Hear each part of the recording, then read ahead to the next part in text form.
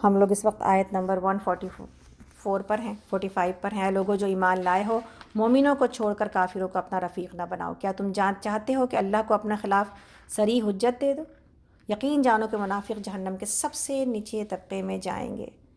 ان المنافقین فی الدرک الاسفل من النار، اور تم کسی کو ان کا مددگار نہ پاؤ گے، البتہ جو ان میں سے تائب ہو جائیں، یعنی جو توبہ کر لیں اور اپنے طرز عمل کی اصلاح کر لیں اور اللہ کا دامن تھام لیں اور اپنے دین کو اللہ کے لیے خالص کر دیں، ایسے لوگ مومنوں کے ساتھ ہیں اور اللہ مومنوں کو ضرور اجر عظیم عطا فرمائے گا۔ آخر اللہ کو کیا پڑی ہے؟ یہ ہے وہ آیت نمبر 147 جو 5ویں آیت ہے سورۃ النساء کی، عبداللہ ابن مسعود کی پیاری آیت، کہ آخر اللہ کو کیا پڑی ہے کہ تمہیں خواہ مخواہ سزا دے اگر تم شکر گزار بندے بنے رہو اور ایمان کی روش پر چلو۔ اللہ بڑا قدردان ہے اور سب کے حال سے واقف ہے۔ ما یفعل اللہ بعذابکم ان شکرتم وآمنتم وکان اللہ شاکرا علیما۔ یہ ہے میرے اور آپ کے لیے خوشخبری۔ ہمارا رب مہربان ہے، ہمارا رب الرحمن ہے، ہمارا رب ہم سے محبت کرتا ہے اور ہمیں بخشش کے لیے ہمارے لیے بہانے ڈھونڈ رہا ہوتا ہے کہ میرا بندہ کچھ تو اتنی سی محنت کرے تاکہ میں اس کو بخش دوں۔ آگے چلتے ہیں، آیت نمبر 148 ہے، اللہ اس کو پسند نہیں کرتا کہ آدمی بدگوئی پر زبان کھولے، الا یہ کہ کسی پر ظلم کیا گیا ہو، اور اللہ سب کچھ سننے اور جاننے والا ہے۔ اور مظلوم ہونے کی صورت میں اگرچہ تم بدگوئی کا تم کو حق ہے، لیکن اگر تم ظاہر اور باطن میں بھلائی ہی کیے جاؤ یا کم از کم برائی سے درگزر کرو تو اللہ کی صفت یہی ہے کہ وہ بڑا معاف کرنے والا ہے، حالانکہ سزا دینے پر پوری قدرت رکھتا ہے۔ یہ ہے نا وہ زبان جس کو نبی صلی اللہ علیہ وسلم نے کہا تھا، معاذ میں تمہیں دین کی بنیاد اور اس کی چوٹی نہ بتاؤں؟ کیا ہے؟ اس کو تھامے رکھنا۔ زبان کو آپ نے پکڑا اور کہا معاذ اس کو تھامے رکھنا۔ تو یہ ہے وہ چیز کہ اللہ کو یہ پسند ہی نہیں ہے کہ انسان مومن اور ایمان والوں کی صفت یہ بتائی جا رہی ہے یہاں پر، گویا کہ ان کی زبان برائی کے اوپر نہیں کھلتی، لیکن ایکسیپشنل کیس میں کب؟ اگر ان کے اوپر ظلم کیا گیا ہے، کوئی تکلیف ان کو آئی ہے۔ لیکن وہاں پر بھی اللہ رب العالمین نے کیا کہا کہ اگر وہ بھلائی ہی کریں تو پہلی چیز یہ کہ برائی پر کھولے گا کون زبان؟ کیا شرائط ہے کہ انسان کے زبان سے کوئی بری بات نکلے؟ کہ وہ مظلوم ہو، ہے نا، پہلی شرط یہ ہے۔ دوسری شرط یہ ہے کہ جس کے سامنے بیان کرے وہ اس معاملے میں اس کی مدد کر سکتا ہو۔ ہر ایک کے سامنے رونا یہ پسندیدہ نہیں ہے۔ انسان رونا رو کے اپنے لیے ہمدردیاں حاصل کر لیتا ہے، کوئی کندھا مل جاتا ہے، ہم رونا شروع کر دیتے ہیں، ہم کسی نہ کسی کی شکایت شروع کر دیتے ہیں۔ اللہ معاف کرے، شوہروں کی شکایت ہم عورتیں سب سے زیادہ کرتے ہیں، تو اللہ تعالی ہم سب کو معاف کرے۔ لیکن آمین، لیکن یہ کہ ایسی تکلیف پر کہ جو واقعتاً کہیں پر ہو رہی ہے تو کسی ایسے سے کہنا جو اس تکلیف کو ازالہ کر سکے، دور کر سکے، اس حد تک تو جائز ہے۔ اور تیسری چیز جو اللہ نے کہی وہ سب سے بہترین ہے کہ اگر معاف کر دو تو اللہ کو زیادہ پسند ہے۔ دنیا میں کیوں بدلے لینا ہے، اللہ کے اوپر چھوڑ دیا جائے۔ تو یہ ہے میرے لیے اور آپ کے لیے۔ تو گویا کہ میرے لیے اور آپ کے لیے کون سی چیز آ گئی یہاں پر؟ یہ آیت تو میرے خیال میں آج کے حساب سے اگر دیکھا جائے تو 2 آیتیں بنتی ہیں، کہ یہ آیت نمبر 148 اور وَإِذْ قَامُوا قَامُوا كُسَالَىٰ، ایک نماز ہے اور دوسری زبان ہے۔ اور نماز تو کل بھی ہم نے لی تھی نا، لیکن آج زبان لے لیتے ہیں۔ کیا خیال ہے آپ کا؟ ہے نا کہ زبان سے اچھی باتیں نکالیں گے انشاءاللہ تعالی۔ تو یہاں پر کیا بات کہی جا رہی ہے ہم سے اور آپ کو کہ انسان بغیر سوچے سمجھے بولتا ہے جو اس کے لیے بہت زیادہ نقصان دہ ہے۔ اللہ کو یہ پسند نہیں ہے کہ بری بات زبان سے نکالی جائے۔ بس ہو گئی یہ بات۔ اب کسی نے کیا کیا ہے اور کیا نہیں کیا ہے، جیسے کہا نا کہ کسی نے گالی دی تھی جب ان کو، یحییٰ بن معین کو، تو آپ مسکرانے لگے۔ کسی نے کہا جواب کیوں نہیں دیتے؟ کہنے لگے اگر گالی کا جواب گالی سے ہی دینا ہے تو پھر ہم نے علم کیوں حاصل کیا؟ اور عمر بن عبدالعزیز نے کہا تھا جواب تو بہت آتے ہیں لیکن تقویٰ نے زبان روک رکھی ہے۔ تو اللہ کی پسند کی ہوئی باتیں میرے زبان سے نکلیں، اس پر توجہ ڈالنے کی ضرورت ہے۔ باقی دل تو واقعتاً لوگ ایسے ہیں، دنیا ایسی ہو گئی ہے، کسی کے بارے میں کوئی اچھی رائے قائم کرنا جیسے لگتا ہے کہ ایک بہت بڑا مرحلہ ہو گیا، اس لیے کہ ہر ایک نے ایسے نقاب لگا رکھے ہیں، اور بعد میں پتہ چلتا ہے کہ جناب وہ تو ایسے ہے، وہ وہاں ایسا ہے، وہاں ایسا ہے، وہاں ایسا ہے۔ ہارڈلی مشکل سے آپ کو سچے دوست ملتے ہیں. تو الحمدللہ جن کو زیادہ سچے دوست مل گئے ہیں اور ہارڈلی مشکل سے کوئی برا نکلا ہے، اس کو تو خوشی رہنا چاہیے کہ الحمدللہ اللہ نے اس دور میں جب کہ چراغ لے کے سچائی کو ڈھونڈا جائے، اس زمانے میں اللہ نے چراغ ہی چراغ روشن کر رکھا ہے میرے گرد گرد. یہ کتنی اللہ کے کرم کی بات ہے. تو اللہ کا شکر ادا کرتے ہیں. اور جن لوگوں کو یہ سہولت مل گئی ہے کہ ان کو مل گئے ہیں ایسے سچے دوست دنیا میں، تو پھر تو ان کو چاہیے کہ ان کو تو اسی آیت کے اوپر آ جانا چاہیے کہ پھر کیا ضرورت ہے کہ اپنی زبان سے کو ہم کسی اور معاملے میں ہیں نا کچھ لوگ جو میرے لیے سپورٹ اور میرے لیے سہارا اور میرے لیے ایک اس دنیا میں جینے کی خوشی ہے، تو بس کافی ہے. باقی کون کیا کر رہا ہے میرے ساتھ، ہر کوئی اپنا اجر اللہ رب العالمین کے پاس پالے گا. ایک دنیا ہے جہاں پر سب کو اپنے کیے کی سزا ملے گی. ہم اگر لوگوں کی شکایتیں بھی کرتے پھریں تو سوائے اس کے کہ ہم اپنا نقصان کریں گے، پہلی بات تو یہ کہ اللہ کو ناراض کریں گے، دوسری بات یہ کہ اپنا اجر ضائع کریں گے، اور تیسری بات یہی نہیں ہے کہ اجر ضائع ہوگا بلکہ میرا اجر اس شخص کو چلا جائے گا جس نے میرے ساتھ بھلائی نہیں کی ہے. تو یہ تو بہت زیادہ نقصان کا سودا ہو گیا ہے نا، ایسا ہی ہے نا. تو انشاءاللہ تعالیٰ اسی آیت کو لیتے ہیں آج کے لیے اور ہم دعا کرتے ہیں کہ آج اللہ کرے کہ ہم سورہ نساء کو مکمل کر پائیں. آپ سب لوگ میری تھوڑا سا ساتھ دے دیجئے. آگے چلتے ہیں. اس وقت ہم لوگ آیت نمبر 150 پر ہیں. جو لوگ اللہ اور اس کے رسول سے کفر کرتے ہیں، جو لوگ اللہ اور اس کے رسول سے کفر کرتے ہیں اور چاہتے ہیں کہ اللہ اور اس کے رسولوں کی درمیان تفریق کرے، وہ کہتے ہیں کہ ہم کسی کو مانیں گے اور کسی کو نہیں مانیں گے، اور کفر اور ایمان کے بیچ میں ایک راہ نکالنے کا ارادہ رکھتے ہیں، وہ سب پکے کافر ہیں. اور ایسے کافروں کے لیے ہم نے وہ سزا مہیا کر رکھی ہے جو انہیں ذلیل اور خوار کر دینے والی ہوگی، بخلاف اس کے جو لوگ اللہ اور اس کے تمام رسولوں کو مانیں اور ان کے درمیان تفریق نہ کریں، ان کو ہم ضرور ان کے اجر عطا کریں گے. اللہ بڑا درگزر فرمانے والا اور رحم کرنے والا ہے. یہاں پہ ہم رکتے ہیں، ہمارے پاس اذان ہو رہی ہے، انشاءاللہ اذان کے بعد آگے چلیں گے انشاءاللہ. لوگ جنہوں نے نیا جوائن کیا ہوگا، آپ ہم کو یہ سب کچھ دیکھتے ہیں اذان کے بعد پڑھتے ہوئے، تو ہم یہ شہادت اور پھر رضیت باللہ ربم یہ کیوں پڑھتے ہیں یا کیوں یہ دعا پڑھی جاتی ہے؟ آپ سب کو پتہ ہے نا کہ اس دعا کو جو اذان کے بعد کی دعا ہے، اس کو پڑھنے کا طریقہ یہ ہے کہ جب اذان ہو تو اذان کے ساتھ اذان کو دہرایا جائے اور پھر اس کے بعد درود پڑھی جائے نبی صلی اللہ علیہ وسلم کے اوپر. اور یہ وسیلہ ہم آگے چلیں گے انشاءاللہ تعالیٰ، سورہ مائدہ میں ہے وہ آیت آئے گی کہ یہ وسیلہ مانگتے ہیں نبی صلی اللہ علیہ وسلم کے اوپر. ہم یہ دعا کرتے ہیں نبی صلی اللہ علیہ وسلم کے لیے ہر اذان کے بعد، اور آپ کے لیے مقام محمود کو مانگتے ہیں اللہ رب العالمین سے. اور نبی صلی اللہ علیہ وسلم کی یہ حدیث ہے کہ جس کسی نے میرے لیے وسیلے کی دعا کی تو اس کی سفارش میرے اوپر لازم ہو گئی. تو اس دعا کو پڑھنے سے اللہم رب ہذہ الدعوۃ التامہ آخر تک پڑھنے سے نبی صلی اللہ علیہ وسلم کا وسیلہ اور شفاعت ملنے کی امید ہے انشاءاللہ. ہمارے اعمال بھی ٹھیک ہونے چاہیے ساتھ ساتھ.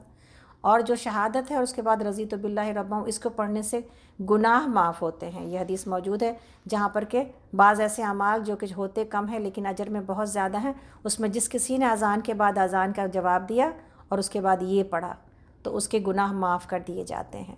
تو اس لیے ہم یہ دعا پڑھتے ہیں. جن لوگوں کو نہیں پتہ ان لوگوں کے لیے یہ بتا دیا کہ اس لیے یہ پڑھی جاتی ہے چیزیں. آپ بھی بہت آسان ہے، چھوٹی سی چیز ہے، ضرور پڑھنے کے لیے رکھیں. تو آگے چلتے ہیں جہاں پر یہ بات بتانی تھی آپ کو کہ ہمارے لیے کچھ چیزیں، جیسے کہ ہم لوگ پچھلے دنوں وراثت کے بارے میں بات کر کے آئے ہیں. میری آپ سب سے گزارش ہے کہ آپ سب لوگ بہت سنجیدگی کے ساتھ اپنے ول کے بارے میں سوچیں، اور یہاں پر جو بائی لا جس طرح سے بنتا ہے ول، اس طرح ایک اسلامک ول بنانے کی کوشش کریں. اس سلسلے میں تھوڑی سی تفصیلی انفارمیشن ہم لوگ آپ کو دیں گے. اس ویکنڈ پہ آپ کا کام یہ ہے اور ہوم ورک یہ ہے کہ آپ اپنے ایسٹس کو بیٹھ کے لکھیں، دیکھیں، اور اس کے بعد انشاءاللہ تعالیٰ کہاں سے کرنا ہے، کیسے کرنا ہے، ہم لوگ اس کی انفارمیشن جمع کر رہے ہیں، اور اللہ نے چاہا تو ہم کوئی اچھی اور صحیح رہنمائی دے پائیں گے آپ کو.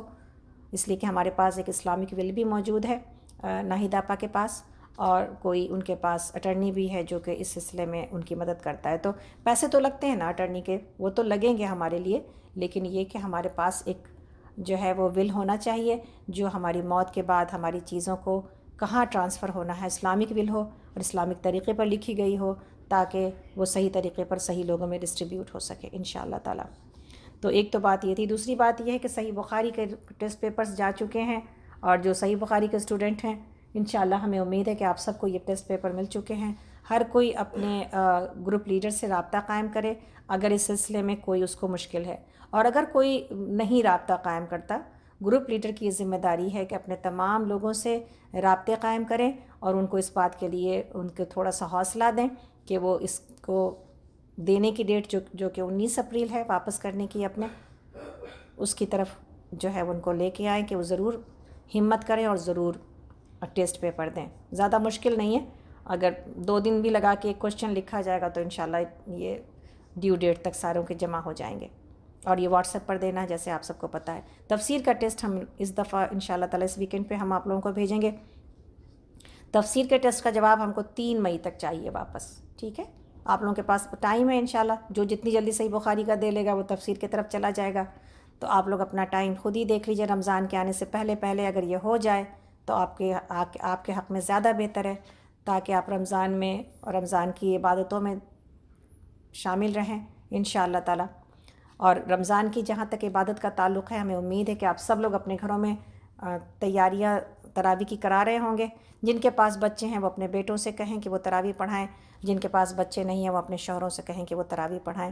یہ 2 رکعت کر کے 8 رکعت تراویح آرام سے گھر میں پڑھی جا سکتی ہے، اور جو اپنی انڈیویجول نماز پڑھانا چاہتا ہے وہ ضرور بڑھا لے، لیکن کم سے کم 8 ضرور پڑھنی چاہیے۔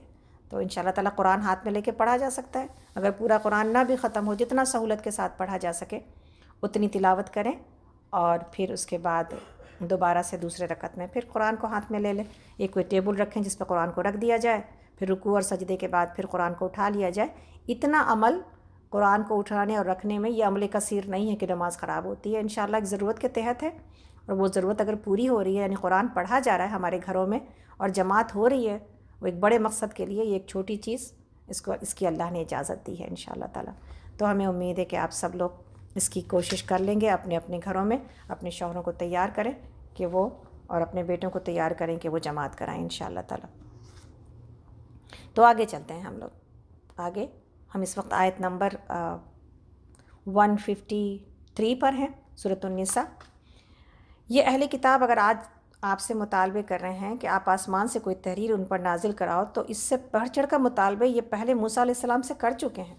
اس سے تو انہوں نے کہا تھا کہ ہمیں اللہ کو اعلانیہ دکھا دو، اور اسی سرکشی کی وجہ سے یہ کائک ان پر بجلی ٹوٹ پڑی تھی۔ پھر انہوں نے بچھڑے کو اپنا معبود بنا لیا، حالانکہ یہ کھلی کھلی نشانیاں دیکھ چکے تھے۔ اس پر بھی ہم نے ان سے درگزر کیا۔ ہم نے موسیٰ علیہ السلام کو صریح فرمان عطا کیا تھا، سلطانم مبینہ، بالکل واضح حکم، اور ان لوگوں پر طور کو اٹھا کر ان سے ان کے فرمان کی اطاعت کا عہد لیا تھا۔ ہم نے ان کو حکم دیا تھا کہ وہ دروازے میں سجدہ ریز ہوتے ہوئے داخل ہوں۔ ہم نے ان سے کہا تھا کہ سبت کا قانون نہ توڑو، اور اس پر ان سے پختہ عہد لیا تھا۔ آخر کار ان کی عہد شکنی کی وجہ سے، اور اس وجہ سے کہ انہوں نے اللہ کی آیات کو جھٹلایا اور بہت سارے پیغمبروں کو ناحق قتل کیا، اور یہاں تک کہا کہ ہمارے دل غلافوں میں محفوظ ہیں، حالانکہ در حقیقت ان کی باطل پرستی کی وجہ سے اور کفر کی وجہ سے اللہ نے ان کے دلوں پر ٹھپا لگا دیا، اور اسی وجہ سے یہ بہت کم ایمان لاتے ہیں۔ پھر اپنے کفر میں اتنے بڑھے کہ مریم پر سخت بہتان لگایا، اور خود کہا کہ ہم نے مسیح عیسیٰ ابن مریم رسول اللہ کو قتل کر دیا ہے، حالانکہ فی الواقع انہوں نے نہ اس کو قتل کیا نہ صلیب پر چڑھایا، بلکہ معاملہ ان کے لیے مشتبہ، ڈاؤٹ فل کر دیا گیا۔ اور جن لوگوں نے اس کے بارے میں اختلاف کیا ہے وہ بھی دراصل شک میں مبتلا ہیں، ان کے پاس اس معاملے میں کوئی علم نہیں ہے، محض گمان ہی کی پیروی ہے۔ انہوں نے مسیح علیہ السلام کو یقین کے ساتھ قتل نہیں کیا، بلکہ اللہ نے اس کو اپنی طرف اٹھا لیا، اور اللہ زبردست طاقت رکھنے والا اور حکیم ہے۔ اور اہل کتاب میں سے کوئی ایسا نہ ہوگا جو اس کی موت سے پہلے اس پر ایمان نہ لے آئے گا، اور قیامت کے روز وہ ان پر گواہی دے گا۔ اور غرض ان یہودی بن جانے والوں کی اس ظالمانہ رویے کے بنا پر، اور اس بنا کے پر کہ یہ بکثرت اللہ کے راستے سے روکتے ہیں اور سود لیتے ہیں جس سے انہیں منع کیا گیا تھا، اور لوگوں کے مال ناجائز طریقوں سے کھاتے ہیں، ہم نے بہت سی وہ پاک چیزیں ان پر حرام کر دیں جو پہلے ان کے لیے حلال تھیں، اور جو لوگ ان میں سے کافر ہیں ان کے لیے ہم نے دردناک عذاب تیار کر رکھا ہے، مگر ان میں سے جو لوگ پختہ علم رکھنے والے ہیں اور ایماندار ہیں وہ سب اس تعلیم پر ایمان لاتے ہیں جو تمہاری طرف نازل کی گئی ہے، جو تم سے پہلے نازل کی گئی تھی۔ اس طرح کے ایمان لانے والے اور نماز اور زکوٰۃ کی پابندی کرنے والے اور اللہ اور روز آخرت پر سچا عقیدہ رکھنے والے لوگوں کو ہم ضرور اجر عظیم عطا کریں گے۔ تو یہاں پر عیسیٰ ابن مریم علیہ السلام کے بارے میں بات ہو رہی ہے، اور اس کے بارے میں تھوڑا سا یہ جو بات کہی جا رہی کہ کوئی ایسا نہ ہوگا جو ان کے اوپر قیامت کے آنے سے پہلے کوئی ان کے اوپر ایمان نہ لے آئے گا۔ تھوڑا سا اس کو دیکھ لیتے ہیں کہ نبی صلی اللہ علیہ وسلم نے فرمایا کہ حضرت عیسیٰ علیہ السلام کو جب اللہ تعالیٰ نے نبوت دے کر بھیجا اور آپ کے ہاتھ پر بڑے بڑے معجزے دکھائے، مثلاً بچپن کے اندھوں کو بینا کر دینا، کوڑیوں کو اچھا کرنا، مردوں کو زندہ کرنا، اور مٹی کے پرندے بنا کر پھونک مارنا اور ان کی جاندار ہو کر اڑانا، تو یہودیوں کو سخت طیش آیا اور وہ لوگ مخالفت پر کمر بستہ ہو گئے اور ہر طرح سے تکلیف دینی شروع کر دی۔ آپ کی زندگی تنگ کر دی، کسی بستی میں چند دن آرام کرنا بھی آپ کو نصیب نہ ہوا، ساری عمر جنگلوں اور بیابانوں میں اپنی والدہ کے ساتھ سیاحت میں گزار دی۔ اسی لیے عیسیٰ مسیح ہے نا، مسا کر کے آپ چھو کے بیماروں کو اچھا کر دیتے تھے، وہ بھی وجہ تھی، اور یہ بھی تھی کہ آپ کہیں پر ایک جگہ پر نہیں رک سکے، آپ سیاحت میں ہی گزاری آپ نے زندگی۔ تو کہتے ہیں حدیث میں بات پھر آگے بڑھتی ہے کہ پھر بھی انہیں چین نہ لینے دیا۔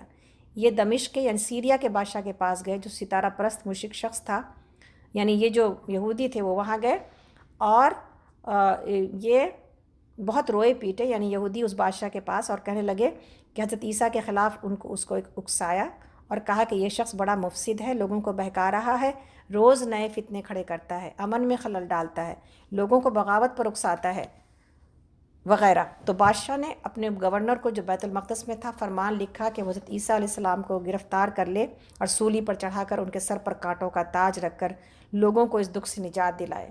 اس نے فرمان شاہی پڑھ کر یہودیوں کے ایک گروہ کو اپنے ساتھ لے کر اس مکان کا چاروں طرف سے گھیر لیا جس میں روح اللہ تھے۔ آپ کے ساتھ اس وقت 12-13 یا زیادہ سے زیادہ 17 آدمی تھے۔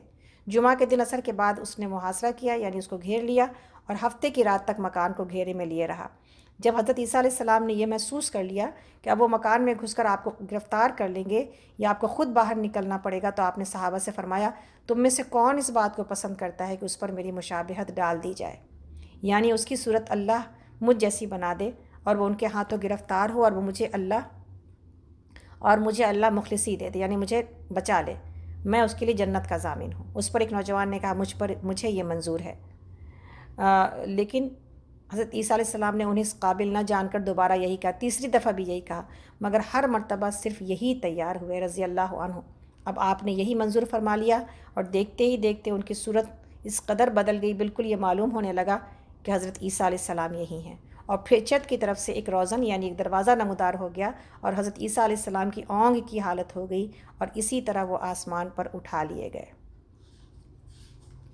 تو اس کے بعد ان کے آسمان پر اٹھائے جانے کے بعد یہ لوگ گھر سے باہر نکلے۔ یہودیوں کی جماعت نے اس بزرگ صحابی کو جس پر مسیح علیہ السلام کی شباہت ڈال دی گئی تھی عیسیٰ سمجھ کر پکڑ لیا اور راتوں رات اسے سولی پر چڑھا کر ان کے سر پر کانٹوں کا تاج رکھ دیا۔ تو اب یہود خوشیاں منانے لگے۔ تو یہ تھا عیسیٰ علیہ السلام کے اس اٹھائے جانے کا واقعہ جو کہ اللہ رب العالمین نے فرمایا۔ حدیث میں ہے کہ نبی صلی اللہ علیہ وسلم نے فرمایا کہ انبیاء کرام علیہ السلام سب ایک باپ کے بیٹے اور بھائی کی طرح ہیں، مائیں جدا جدا ہیں اور دین ایک ہے۔ عیسیٰ ابن مریم سے زیادہ تر نزدیک میں ہوں، اس لیے کہ میرے اور ان کے درمیان کوئی نبی نہیں ہے، اور یقیناً وہ اترنے والے ہیں، پس تم ان کی پہچان رکھو۔ درمیانہ قد ہے، سرخ سفید رنگ ہے، وہ 2 گیروے رنگ میں رنگے ہوئے کپڑے اوڑھے اور باندھے ہوئے ہوں گے، بال خشک ہونے کے باوجود ان کے سر سے قطرے ٹپک رہے ہوں گے، یعنی ایسا محسوس ہوگا کہ قطرے ٹپک رہے ہیں۔ خنزیر کو قتل کریں گے، یعنی پورک کو، اور جزیہ قبول نہ کریں گے، لوگوں کو اسلام کی طرف بلائیں گے۔ جزیہ نہ قبول کریں گے سے مراد یہ ہے کہ اسلامی حکومت اب تک جزیہ قبول کرتی ہے، یعنی غیر مسلموں کو اپنے پاس رہنے کی اجازت دیتی ہے، لیکن جب عیسیٰ علیہ السلام کا آخری دور آئے گا اور دجال کا زمانہ آ چکا ہوگا، اس کے بعد یہ فیسلٹی ختم کر دی جائے گی دنیا والوں کے اوپر، یا تو ایمان لائیں یا پھر زندہ نہ رہیں، اس لیے کہ وہ زمانہ برے لوگوں سے بھرا ہوا ہوگا۔ اب ان کو برائی کو مزید روکنا سوائے اس کے کہ ان کو ایمان کی طرف دعوت دینا ہے۔ ان کے زمانے میں لوگوں کو اسلام کی طرف بلائیں گے اور ان کے زمانے میں تمام ملتیں مٹ جائیں گی، صرف اسلام ہی اسلام رہے گا۔ ان کے زمانے میں اللہ تعالیٰ مسیح دجال کو ہلاک کرے گا، پھر زمین میں امن ہی امن ہوگا، یہاں تک کہ کالے ناگ اونٹوں کے ساتھ، چیتے گایوں کے ساتھ اور بھیڑیے بکریوں کے ساتھ چرتے پھریں گے، اور بچے سانپوں سے کھیلیں گے، انہیں وہ کوئی نقصان نہ پہنچائیں گے۔ 40 برس تک ٹھہریں گے، پھر فوت ہوں گے اور مسلمان آپ کے جنازے کی نماز ادا کریں گے۔ یہ ہے عیسیٰ علیہ السلام کی زندگی۔ اور اس کے بعد دجال کا زمانہ وہ بھی تھوڑا سا دیکھ لیا جائے، اس لیے کہ وہ بہت ضروری ہے۔ نبی صلی اللہ علیہ وسلم، ابن ماجہ میں ہے کہ نبی صلی اللہ علیہ وسلم نے اپنے خطبے کو دجال کے واقعہ بیان کرنے اور اس سے ڈرانے میں ہی صرف کیا، جس میں یہ بھی فرمایا کہ دنیا کی ابتدا سے لے کر انتہا تک کوئی فتنہ اس سے بڑا نہیں، تمام انبیاء اپنی اپنی امتوں کو اس سے آگاہ کرتے رہے ہیں۔ میں سب سے آخری نبی ہوں اور تم سب سے آخری امت ہو، وہ یقیناً تم ہی میں آئے گا۔ اگر میری موجودگی میں آ گیا تو میں آپ اس سے نپٹ لوں گا، اور اگر بعد میں آیا تو ہر شخص کو اپنے آپ کو اس سے بچانا پڑے گا۔ میں اللہ تعالیٰ کو ہر مسلمان کا خلیفہ بناتا ہوں، وہ شام اور عراق کے درمیان نکلے گا، دائیں بائیں خوب گھومے گا۔ لوگو، اے اللہ کے بندو، دیکھو دیکھو تم ثابت قدم رہنا، سنو میں تمہیں اس کی ایک ایسی صفت بتاتا ہوں جو کسی نبی نے اپنی امت کو نہیں بتائی۔ وہ ابتدا میں دعویٰ کرے گا، یعنی انیشیلی کیا دعویٰ کرے گا؟ کہ میں نبی ہوں، بس تم یاد رکھنا کہ میرے بعد کوئی نبی نہیں۔ پھر وہ اس سے بھی بڑھ جائے گا اور کہے گا میں اللہ ہوں، بس تم یاد رکھنا کہ اللہ کو ان آنکھوں سے کوئی نہیں دیکھ سکتا، ہاں مرنے کے بعد دیدار باری تعالیٰ ہو سکتا ہے۔ اور سنو وہ کانا ہوگا، یعنی ایک آنکھ والا ہوگا، اور تمہارا رب کانا نہیں ہے، اس کی دونوں آنکھوں کے درمیان کافر لکھا ہوا ہوگا، کفر لکھا ہوا ہوگا، جسے پڑھا لکھا ان پڑھ غرض ہر ایماندار پڑھ لے گا۔ اس کے ساتھ آگ ہوگی اور باغ ہوگا، اس کی آگ دراصل جنت ہوگی اور اس کا باغ دراصل جہنم ہوگا۔ سنو تم میں سے جسے وہ آگ میں ڈالے گا وہ اللہ سے فریاد رسی چاہے اور سورہ کہف کی ابتدائی آیتیں پڑھے، اس کی وہ آگ اس پر ٹھنڈک اور سلامتی بن جائے گی، جیسے کہ خلیل اللہ پر نمرود کی آگ ہو گئی۔ اس کا ایک فتنہ یہ بھی ہوگا کہ وہ ایک اعرابی سے کہے گا کہ اگر میں تیرے مرے ہوئے باپ کو زندہ کر دوں تو تو مجھے رب مان لے گا؟ وہ اقرار کرے گا۔ اتنے میں 2 شیطان اس کی ماں اور باپ کی شکل میں ظاہر ہوں گے اور ان سے کہیں گے بیٹے یہی تیرا رب ہے، تو اسے مان لے۔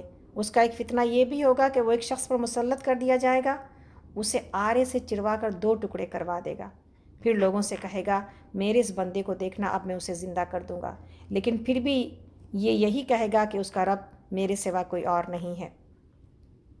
چنانچہ یہ اسے اٹھا بٹھائے گا اور یہ خبیث اس سے پوچھے گا تیرا رب کون ہے؟ وہ جواب دے گا میرا رب اللہ ہے اور تو اللہ کا دشمن دجال ہے، یعنی وہ آدمی دوبارہ زندہ ہونے کے بعد بھی گواہی توحید کی ہی دے گا۔ اللہ کی قسم اب تو مجھے پہلے سے بھی بہت زیادہ یقین ہو گیا، یعنی وہ جو زندہ ہونے والا انسان کہے گا کہ اب تو ہم کو اور زیادہ یقین ہو گیا کہ تو دجال ہے۔ یعنی یہ حدیثیں ہمیں معلوم ہونی چاہیے نا اس امت کو کہ یہ سارے وہ جو ہے وہ معجزہ کہنا صحیح نہیں ہوگا، لیکن یہ چیزیں اس کا اللہ تعالیٰ اس کے ہاتھ میں یہ کرامات دے کے بھیجیں گے آزمائش کے طور پر اپنی امت کے لیے اور اس امت کے لیے۔ اور نبی صلی اللہ علیہ وسلم نے فرمایا کہ یہ مومن میری تمام امت سے زیادہ بلند درجے کا جنتی ہوگا، جس کو اتنی بڑی آزمائش سے گزرنا پڑا اور پھر بھی وہ توحید کو اس نے نہیں چھوڑا۔ اور جو پہلے ہم پڑھا ہے دوسری حدیث میں، اس سے پہلے والے بات میں، کہ 10 آیتیں پڑھے گا تو وہ آگ، تو 10 آیتیں یاد کرنی چاہیے نا ہم کو اور آپ کو، سورہ کہف کی شروع کی۔ ایک اور حدیث ہے کہ حضرت ابو سعید خدری رضی اللہ عنہ فرماتے ہیں کہ اس حدیث کو سن کر ہمارا خیال تھا کہ یہ شخص حضرت عمر بن خطاب ہی ہوں گے، آپ کی شہادت تک ہمارا یہی خیال رہا۔ حضور فرماتے ہیں کہ اس کا ایک فتنہ یہ بھی ہوگا کہ وہ آسمان کو پانی برسانے کا حکم دے گا اور آسمان سے بارش ہوگی، وہ زمین کو پیداوار اگانے کا حکم دے گا اور زمین سے پیداوار نکلے گی۔ اس کا ایک فتنہ یہ بھی ہوگا کہ وہ ایک قبیلے کے پاس جائے گا، وہ اسے نہ مانیں گے، اسی وقت ان کی تمام چیزیں برباد اور ہلاک ہو جائیں گی۔ ایک اور قبیلے کے پاس جائے گا جو اسے اللہ مان لے گا، اسی وقت اس کے حکم سے اس پر آسمان سے بارش برسے گی اور زمین پھل اور کھیتی اگائے گی، ان کے جانور پہلے سے زیادہ موٹے تازے اور دودھ والے ہو جائیں گے، سوائے، اب جو پوائنٹ ہے نوٹ کرنے کا وہ کیا ہے، سوائے مکہ اور مدینہ کے تمام زمین کا گشت کرے گا۔ جب مدینہ کا رخ کرے گا تو یہاں ہر راہ پر فرشتوں کو کھلی تلواریں لیے ہوئے پائے گا، تو ضریب جو ایک جگہ کی انتہا کے حد پر ضریب احمر کے پاس ٹھہر جائے گا، پھر مدینے میں 3 بھونچال آئیں گے، یعنی 3 زلزلہ آئے گا، اس وجہ سے جتنے منافق مرد اور جس قدر منافقہ عورتیں ہوں گی سب مدینہ سے نکل کر اس کے لشکر میں مل جائیں گے، اور مدینہ ان گندے لوگوں کو اس طرح اپنے میں سے دور پھینک دے گا جس طرح بھٹی لوہے کے میل کو چیل کو الگ کر دیتی ہے۔ اس دن کا نام یوم الاخلاص ہوگا۔ ام شریک رضی اللہ عنہا نے حضور سے دریافت کیا کہ یا رسول اللہ، اس دن عرب کہاں ہوں گے؟ آپ نے فرمایا اولاً تو ہوں گے ہی بہت کم، اور اکثریت ان کی بیت المقدس میں ہوگی۔ ان کا امام ایک صالح شخص ہوگا جو آگے بڑھ کر صبح کی نماز پڑھا رہا ہوگا۔ جیسے ہی حضرت عیسیٰ ابن مریم علیہ السلام نازل ہوں گے، یہ امام پچھلے پیروں پیچھے ہٹے گا تاکہ آپ آگے بڑھ کر امامت کرائیں، لیکن آپ اس کی کمر پر ہاتھ رکھ کر فرمائیں گے کہ آگے بڑھو اور نماز پڑھاؤ، اقامت تمہارے لیے کہی گئی ہے۔ بس ان کا امام ہی نماز پڑھائے گا اور یہ امام مہدی ہوں گے۔ فارغ ہو کر آپ فرمائیں گے دروازہ کھول دو، بس کھول دیا جائے گا۔ ادھر دجال 70,000 یہودیوں کا لشکر لیے ہوئے موجود ہوگا، جن کے سر پر تاج اور جن کے تلواروں پر سونا ہوگا۔ دجال آپ کو دیکھ کر اس طرح گھلنے لگے گا جس طرح نمک پانی میں گھلتا ہے، اور ایک دم پیٹ پھیر کر بھاگنا شروع کر دے گا۔ لیکن آپ فرمائیں گے اللہ تعالیٰ نے یہ فیصلہ کر دیا ہے کہ تو میرے ہاتھ سے ایک ضرب کھائے تو اسے ٹال نہیں سکتا۔ چنانچہ آپ اسے مشرقی باب لد کے پاس پکڑ لیں گے اور وہیں اسے قتل کر دیں گے۔ اور اب یہاں پر ایک ایئرپورٹ ہے ان کا، تو اب یہودی بدحواسی سے منتشر ہو کر بھاگیں گے، لیکن انہیں کہیں سر چھپانے کو جگہ نہ ملے گی۔ ہر پتھر، ہر درخت، ہر دیوار اور ہر جانور بولتا ہوگا کہ اے مسلمان، یہاں یہودی ہے، آ کے اسے مار ڈالیے۔ ہاں، ببول کا درخت یہودیوں کا درخت ہے، یہ نہیں بولے گا، اور یہی وجہ ہے کہ یہودی یہ بات جانتے ہیں، ان کے پاس کتابوں میں یہ پیشن گوئیاں موجود ہیں، اسی لیے وہ ببول کا درخت بہت زیادہ لگاتے ہیں کہ یہ ہمارے لیے شیلٹر کا کام کرے گا۔ نبی صلی اللہ علیہ وسلم فرماتے ہیں کہ اس کا رہنا 40 سال کا ہوگا، اور سال آدھے سال کے برابر، اور سال مہینے بھر جیسا، اور مہینہ جمعہ جیسا، اور باقی دن مثل شرارہ کے۔ صبح ہی ایک شخص شہر کے ایک دروازے سے چلے گا، ابھی دوسرے دروازے تک نہیں پہنچا تو شام ہو جائے گی۔ تو لوگوں نے دریافت کیا کہ یا رسول اللہ، پھر ان چھوٹے دنوں میں ہم نماز کیسے پڑھیں گے؟ آپ نے فرمایا اندازہ کر لیا کرنا جیسے ان لمبے دنوں میں اندازے سے پڑھا کرتے ہو۔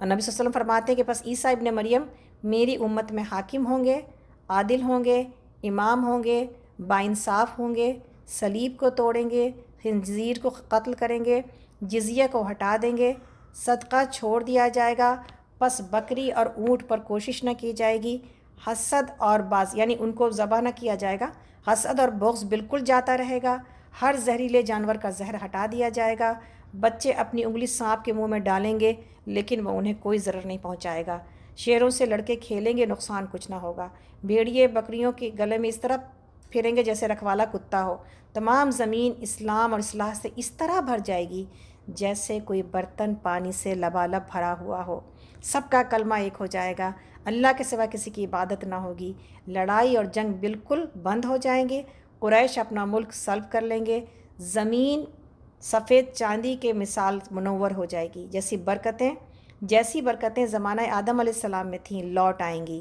ایک جماعت کو یعنی ایک گروپ کو ایک انگور کا خوشہ پیٹ بھرنے کے لیے کافی ہوگا۔ ایک انار اتنا بڑا ہوگا کہ ایک جماعت کھائے اور پھر اس کا پیٹ بھر جائے۔ بیل اتنی قیمت پر ملے گا اور گھوڑا چند درہموں پر ملے گا۔ لوگوں نے پوچھا اس کی قیمت گر جانے کی وجہ کیا ہے؟ فرمایا اس لیے کہ لڑائیوں میں اس کی سواری بالکل نہ لی جائے گی، یعنی لڑائیاں ہی ختم ہو جائیں گی تو گھوڑے کو کون پوچھے گا۔ دریافت کیا گیا بیل کی قیمت بڑھ جانے کی کیا وجہ ہے؟ آپ نے فرمایا اس لیے کہ تمام زمین پر کھیتیاں ہونی شروع ہو جائیں گی۔ اللہ اکبر۔ دجال کے آنے سے 3 سال قبل پیشتر سخت قحط سالی ہوگی۔ پہلے سال بارش کا تیسرا حصہ بحکم الہی روک دیا جائے گا اور زمین کی پیداوار کا بھی تیسرا حصہ کم ہو جائے گا۔ پھر دوسرے سال اللہ آسمان کو حکم دے گا کہ بارش کی 2/3 روک لے، اور یہی حکم زمین کو بھی ہوگا کہ اپنی پیداوار کی 2/3 کم کر دے۔ تیسرے سال آسمان سے بارش کا ایک قطرہ نہ برسے گا، نہ زمین سے کوئی رویدگی پیدا ہوگی، تمام جانور اس قحط سے ہلاک ہو جائیں گے مگر جسے اللہ چاہے۔ آپ سے پوچھا گیا پھر اس وقت لوگ زندہ کیسے رہ جائیں گے؟ آپ نے فرمایا ان کی غذا قائم مقام اس وقت ان کا لا الہ الا اللہ کہنا، اللہ اکبر کہنا اور سبحان اللہ کہنا اور الحمدللہ کہنا ہوگا۔ تو ابن ماجہ رحمۃ اللہ علیہ فرماتے ہیں کہ میرے استاد نے اپنے استاد سے یہ سنا اور وہ فرماتے تھے یہ حدیث اس قابل ہے کہ بچوں کے استاد اسے بچوں کو سکھا دیں بلکہ لکھوائیں تاکہ انہیں بھی یاد رہے۔ تو یہ وہ حدیث ہے جو کہ مکمل، جو کہ ہم نے آپ کو سنائی کہ دجال کا فتنہ کیسا ہوگا، عیسیٰ علیہ السلام کی آمد کیسے ہوگی، اور جب اللہ نے یہ کہا کہ کوئی ایسا گھر نہ ہوگا جس میں کوئی ایسا نہ ہوگا، اس وقت یہودی آج ایمان نہیں لا رہے اور اس وقت ایمان نہیں لائے، لیکن اس کے بعد جب عیسیٰ علیہ السلام دوبارہ آئیں گے تو اسلام اور ایمان اور ان کو اللہ کے نبی کی حیثیت سے ہر کوئی پہچان بھی جائے گا اور ایمان بھی لے آئے گا، اور جو نہیں مانیں گے وہ قتل کیے جائیں گے۔ تو ان شاء اللہ تعالیٰ آیت نمبر یہاں پر حالانکہ آج اگر سورہ یہ مکمل ہو جاتی، تھوڑا سا بچا ہے، لیکن اگر آپ اجازت دیں تو ہم اس کو مکمل کر لیں، یا اگر آپ کہیں تو پھر ہم کل کے اوپر رکھیں۔ ٹائم تو ہمارا ہو گیا ہے، تو ہم 1 منٹ آپ کو انمیوٹ کر کے پوچھ لیتے ہیں۔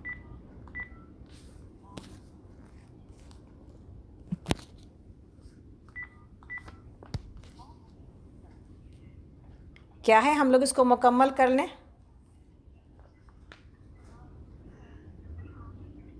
ٹھیک ہے انشاءاللہ۔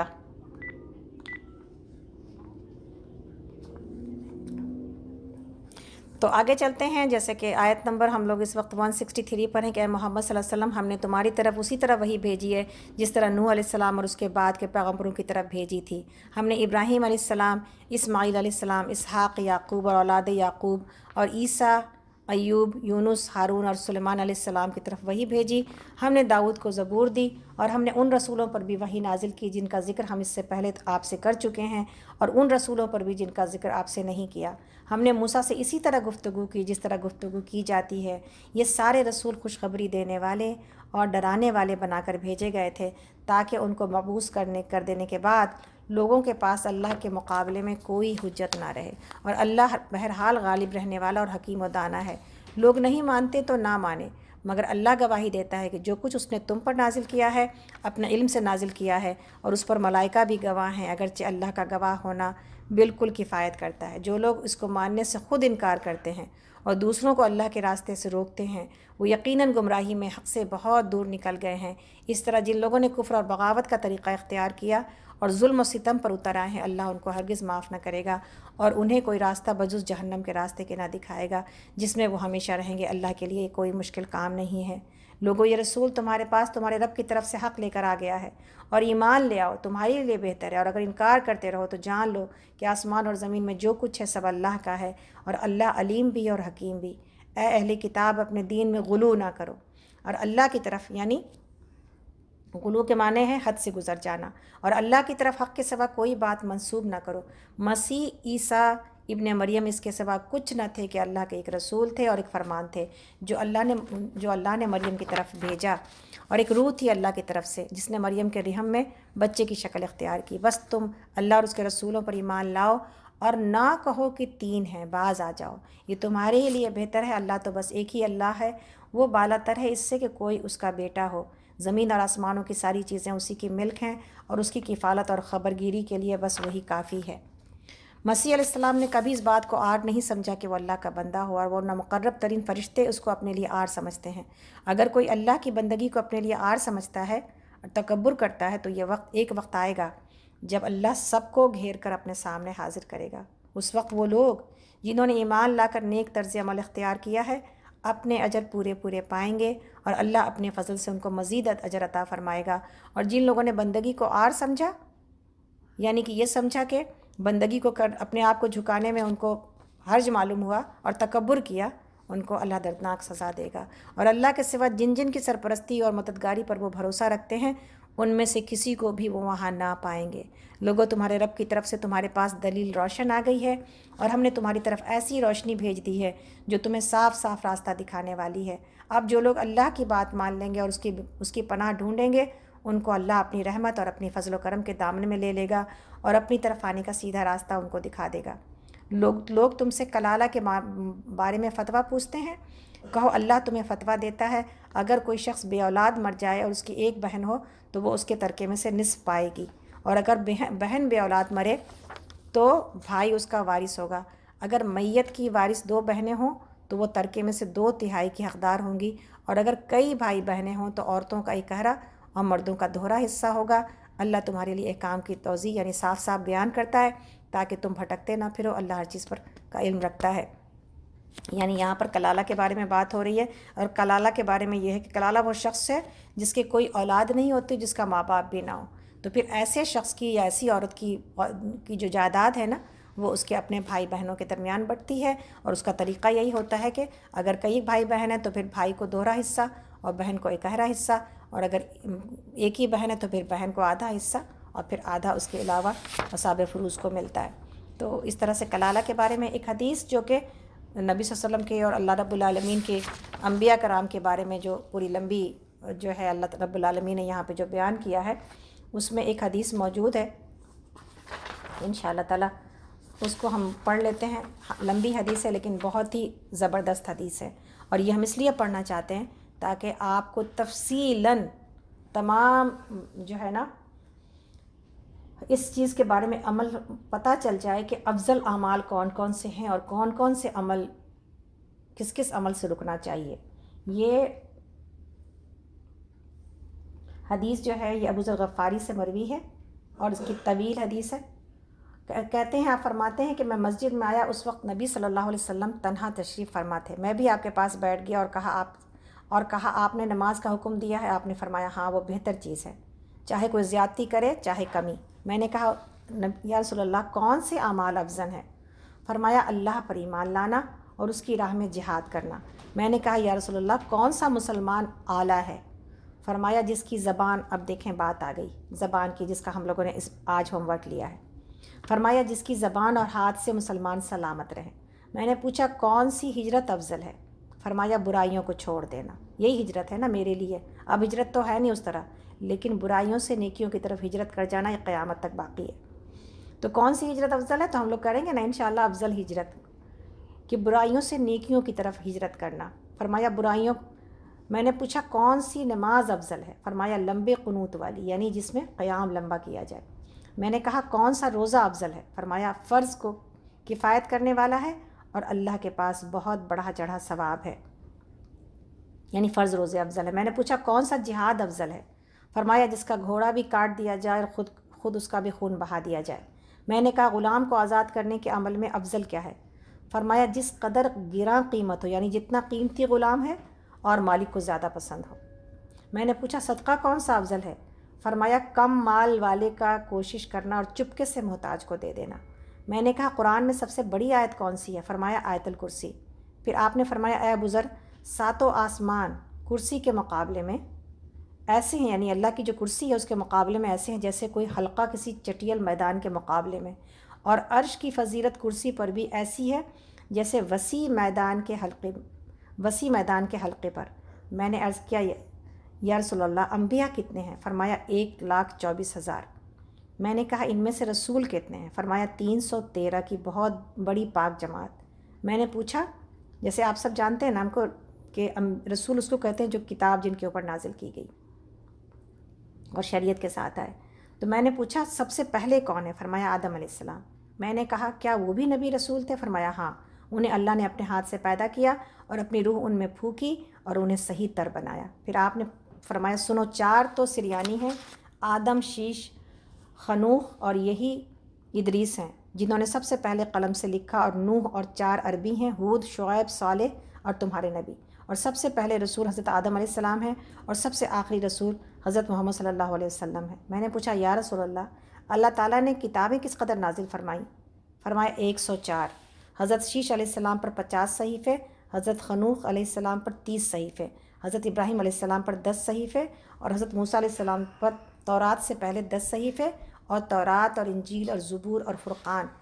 اور میں نے کہا یا رسول اللہ حضرت ابراہیم کے صحیفوں میں کیا تھا؟